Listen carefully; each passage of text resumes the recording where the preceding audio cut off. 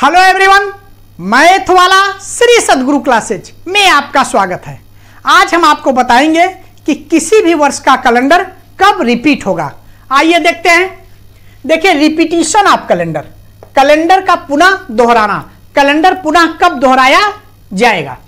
देखिए, इसमें 4 रूल है। Rule number 1, rule number 2, rule number 3, rule number 4। पहला रूल क्या है? पहला रूल यह है कि सामान्य वर्ष का कैलेंडर सामान्य वर्ष के ही समान होगा। सामान्य वर्ष का मतलब सामान्य वर्ष या साधारण वर्ष या ऑर्डिनरी ईयर का कैलेंडर जो है ऑर्डिनरी ईयर के ही समान होगा। दूसरा नियम क्या है? लीप वर्ष का कैलेंडर लीप वर्ष के ही समान होगा। यह आपको ध्यान रखना है।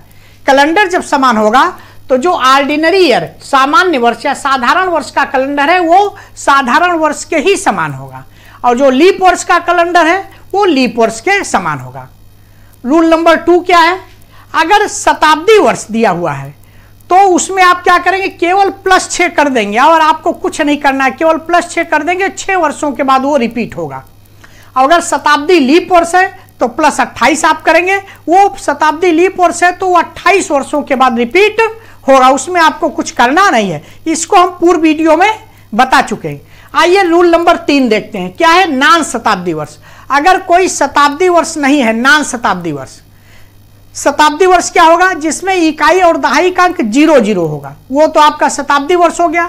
और नान शताब्दी वर्ष का मतलब कि इकाई और दहाई का अंक 0-0, दोनों 0 नहीं होगा, कोई एक 0 हो भी सकता है। जैसे देखिए, आपका ये दिया हुआ है 2001, ये नान शताब्दी वर्ष है। 2004 ये नान शताब्दी वर्ष है। 2014 नान शताब्दी वर्ष। 1947 नान शताब्दी वर्ष। इसमें देखिए, इकाई और दहाई का अंक दोनों 0 नहीं है, कोई एक 0 हो सकता है लेकिन दोनों 0 नहीं होगा। देखिए, इसमें भी इकाई और दहाई का अंक दोनों 0 नहीं है। इस तरीके से नान शताब्दी वर्ष है। तो जब नान शताब्दी वर्ष रहेगा तो आप क्या करेंगे? पहले आप उसे 4 से डिवाइड करेंगे। डिवाइड करने के बाद, 4 से डिवाइड करने के बाद या 4 से भाग देने के बाद यदि शेषफल, रिमाइंडर, शेषफल क्या हुआ? रिमाइंडर, यदि रिमाइंडर आपका 1 बचता है तो आप जो है उसमें +6 करेंगे, तो आप 6 वर्षों के बाद वो कैलेंडर रिपीट होगा। यदि रिमाइंडर 2 बचता है तो +11 करेंगे, 11 वर्षों के बाद वो रिपीट होगा। यदि रिमाइंडर 3 बचता है तो भी आप +11 करेंगे, 11 वर्षों के बाद रिपीट होगा। यदि रिमाइंडर 0 बचता है तो +28 करेंगे, वो 28 वर्षों के बाद कैलेंडर रिपीट होगा। इस तरीके से अगर नान शताब्दी वर्ष है तो उसमें आप ये नियम लगाएंगे। रूल 4 क्या है? ये एक्सेप्शन अपवाद है, अभी इसको हम नेक्स्ट वीडियो में बताएंगे। पहले आप इसको देखिए, रूल नंबर 3 को देखिए, रिमाइंडर वाले। आइए क्वेश्चन देखते हैं। देखिए, सन 2001 का कैलेंडर किस वर्ष में दोहराया जाएगा? 2001 नान शताब्दी वर्ष है और इसका कैलेंडर किस वर्ष में दोहराया जाएगा? तो आप क्या करेंगे? इसे 4 से आप डिवाइड करेंगे। तो 4 से आपको पूरे को 2001 को डिवाइड नहीं करना है। शार्ट ट्रिक क्या है? पूरे को तो डिवाइड करना है, लेकिन शार्ट ट्रिक आपकी है केवल इकाई और दहाई के अंक को आप 4 से डिवाइड करेंगे। ये आपकी शार्ट ट्रिक है, इसको हम पूर्व वीडियो में भी बता चुके हैं। देखिए, 0-1, केवल 0-1 को आप 4 से डिवाइड करेंगे। तो जब 0-1 को आप 4 से डिवाइड करेंगे तो 0 में 4 का भाग जाएगा नहीं, तो 1 ले लेंगे, 0-1 हो गया। इसमें भी 4 का भाग आपका नहीं जाएगा क्योंकि 4 से कम है। तो कितने बार जाएगा? 1 बार भी नहीं जाएगा, 1 बार भी नहीं जाएगा, तो 0 बार जाएगा।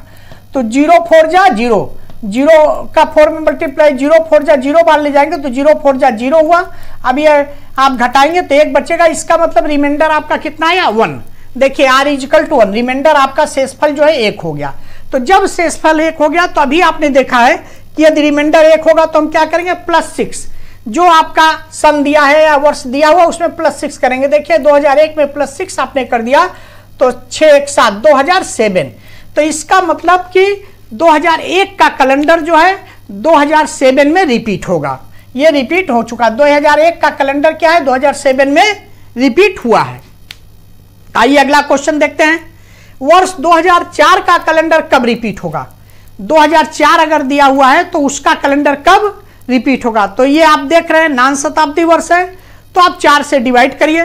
तो 4 से डिवाइड कर किसको करेंगे? केवल 0-4 को, पूरे को डिवाइड करने की जरूरत नहीं है, ये शार्ट ट्रिक है। तो 0-4 को आप 4 से डिवाइड किए तो 4 1 जा 4, 1 बार गया। ये आप जब घटाए तो ये 0, रिमाइंडर आपका 0 आ गया। देखिए, R = 0, जब आपका रिमाइंडर 0 हो तो आप जानते हैं कि +28 करना है, तो +28 आपने कर दिया तो ये आपका 2032 8 4 12 के 2 हासिल 1 2 1 3 0 और 2 2032 आ गया। इस तरीके से देखिए 2004 का कैलेंडर जो है 2032 में रिपीट होगा, ये आपने देखा। एक चीज आप और देखिए, पहला जो नियम है सामान्य वर्ष का कैलेंडर सामान्य वर्ष के समान होगा, लीप वर्ष का कैलेंडर लीप वर्ष के समान होगा। तो देखिए साधारण वर्ष सामान्य वर्ष 2001 है, तो जो कैलेंडर ये आपका आया है आंसर आया वो 2007 ये भी सामान्य वर्ष साधारण वर्ष ही है। यहां भी देखिए ये 2004 ये आपका देखिए लीप वर्ष है, 2004 आपका क्या है लीप वर्ष है, क्योंकि आप डिवाइड कर रहे हैं तो पूरा पूरा डिवाइड हो जा रहा है, 0 बच रहा है, रिमाइंडर 0 है तो ये आपका लीप वर्ष हो गया। तो देखिए 2032 भी लीप वर्ष है, क्योंकि जब 32 को आप 4 से डिवाइड करेंगे तो 4 × 32 रिमाइंडर आपका 0 आएगा, तो ये पूरा पूरा ये जो है 2032 आपका लीप वर्ष हो गया। तो लीप वर्ष का कैलेंडर लीप वर्ष के ही समान होगा, और सामान्य वर्ष का कैलेंडर या साधारण वर्ष का कैलेंडर क्या होगा, साधारण वर्ष के ही समान होगा। आइए क्वेश्चन नंबर 3 देखते हैं। देखिए वर्ष 2014 का कैलेंडर किस सन में रिपीट होगा, वर्ष 2014 का कैलेंडर कब रिपीट होगा, तो आइए 4 से आप डिवाइड करिए क्योंकि नान शताब्दी वर्ष है, और ये भी एक देखिए वर्ष 2014 साधारण वर्ष है। देखिए 14 को आप 4 से डिवाइड किए, 4 × 12 ये रिमाइंडर आपका बच गया 2, घटाने पर रिमाइंडर बचा 2, तो ये आपका रिमाइंडर 2 हो गया, ये रिमाइंडर 2 बचा, इसका मतलब कि ये क्या है साधारण वर्ष है। लीप वर्ष कब होगा, जबकि रिमाइंडर 0 बचेगा तो लीप वर्ष हो जाएगा, रिमाइंडर 0 पर केवल लीप वर्ष, क्योंकि लीप वर्ष में क्या होगा जब आप डिवाइड करेंगे भाग देंगे तो पूरा पूरा कट जाएगा तभी लीप वर्ष होगा, तो ये साधारण वर्ष हो गया। ये देखिए रिमाइंडर आपका 2 बच गया, तो 2014 में आप कितना जोड़ेंगे +11 कर दीजिए, तो ये देखिए 2014 का कैलेंडर जो है 2025 के कैलेंडर के समान है। 2025 में जो कैलेंडर चल रहा है वो 2014 का ही कैलेंडर है, उसी को वही जो है 2025 में पुनः रिपीट हुआ है। इस तरीके से 2014 का कैलेंडर आपका 2025 में रिपीट हो रहा है। आइए क्वेश्चन नंबर 7 देखिए, 4 देखिए क्वेश्चन नंबर 4, सन 1947 का कैलेंडर किस वर्ष के समान था, 1947 का कैलेंडर किस वर्ष के समान था, मतलब कब वो रिपीट हुआ, आइए देखते हैं। तो 47 में 47 में आप 4 से भाग दे रहे हैं, 4 × 1 = 4, फिर आपका 7 उतार लिए, 4 × 1 = 4, ये आपका 3 बचा, तो 3 आपका रिमाइंडर होगा, इसमें रिमाइंडर आपका 3 आया। तो जब रिमाइंडर आपका 3 है तो आप देख रहे हैं कि रिमाइंडर अगर 3 होगा तो +11 हमको करना है, तो +11 आपने कर दिया, तो +11 आपका कर दिया तो 7 × 1 = 8 4 × 1 = 5 9 × 1 1958 1947 का कैलेंडर जो है 1958 में पुनः रिपीट हुआ है।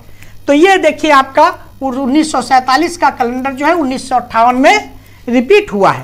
इस तरीके से अगर नान शताब्दी वर्ष दिया हुआ है और ये पूछेगा कि उसका कैलेंडर कब रिपीट हुआ है, तो आप ऐसे उसको निकाल लेंगे। नान शताब्दी वर्ष का 4 से आप डिवाइड करेंगे और रिमाइंडर 1 2 3 और 0 जैसे बचेगा उसी तरीके से आप उसमें जोड़कर निकाल लेंगे। देखिए 1947 भी ये जो है साधारण वर्ष है, ऑर्डिनरी ईयर है, तो देखिए जो 1958 आया है ये भी ऑर्डिनरी ईयर है, क्योंकि 47 को 47 को आपने 4 से डिवाइड किया तो रिमाइंडर 0 नहीं आया। उसी तरह 58 को भी जब आप 4 से डिवाइड करेंगे तो रिमाइंडर 0 नहीं आएगा। तो इस तरीके से सामान्य वर्ष का कैलेंडर सामान्य वर्ष के समान होगा और लीप वर्ष का कैलेंडर जो है लीप वर्ष के ही समान होगा। ये पहला नियम रूल नंबर 1 है, ये सभी में लागू है। रूल नंबर 2 आपने देख लिया है, शताब्दी वर्ष शताब्दी लीप वर्ष का पूर्व वीडियो में हमने इसको डिटेल में बताया है, वहां से आप उसे रिवाइज कर लेंगे। रूल नंबर 3 के बारे में हमने आपको बताया।